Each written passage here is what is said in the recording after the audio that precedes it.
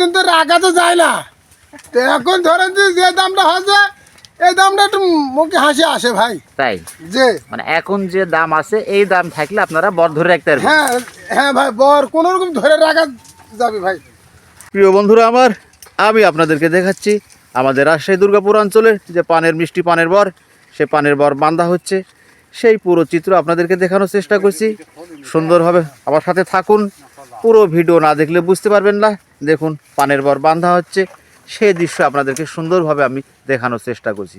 তো প্রিয় বন্ধুরা, আমি সরাসরি প্রান্তিক চাষির মুখ থেকে শুনি আসলে পানের যখন একটু বাজার ভালো, আগে যেহেতু দাম কম ছিল, তো দেখি সরাসরি প্রান্তিক চাষির মুখ থেকে শুনি এই দামে আর কি যদি পান বেচা কিনা তারা করে, তারা পানের বর টিকে রাখতে পারবে কি না, সে দৃশ্যই সরাসরি আপনাদেরকে আমি প্রান্তিক চাষির সঙ্গে কথা বলে শোনাচ্ছি।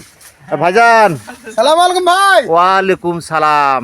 যে পানের যে দাম, যে এই দামে কি আর কি বর কৃষক ধরে রাখতে পারবি? ভাই এতদিন তো রাখা তো যায় না, তো এখন ধরেন যে দামটা হচ্ছে এই দামটা একটু মুখে হাসি আসে ভাই। তাই যে মানে এখন যে দাম আছে এই দাম থাকলে আপনারা বর ধরে রাখতে পারবেন। হ্যাঁ হ্যাঁ ভাই, বর কোনো রকম ধরে রাখা যাবে ভাই।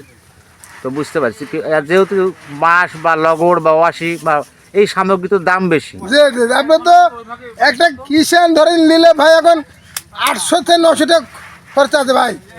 আচ্ছা শুনছি যে পানের বরের কৃষকদের নাকি যারা পান কাজ করে তাদেরকে গরুর গোশ মিষ্টি এগুলো খাই দিতে হয়। হ্যাঁ ভাই, প্রতিদিন ধরেন যে বর বানতে আসলে সকালবেলা মিষ্টি আর বারুর, দুপুরবেলা গরুর মাংস ভাই। তাই যে তাই তো ব্যাপক খরচ হয় তো তাই। ব্যাপক খরচ ভাই। তো প্রিয় বন্ধুরা, যাই হোক, এই ধরনের কৃষির উপর সুন্দর সুন্দর তথ্য বা আপডেট বা ভিডিও পেতে চাইলে সবাই আমার এই চ্যানেলটি সাবস্ক্রাইব করে আমার পাশে থাকবেন। ধন্যবাদ সবাইকে। খোদা হাফেজ, আসসালামু আলাইকুম।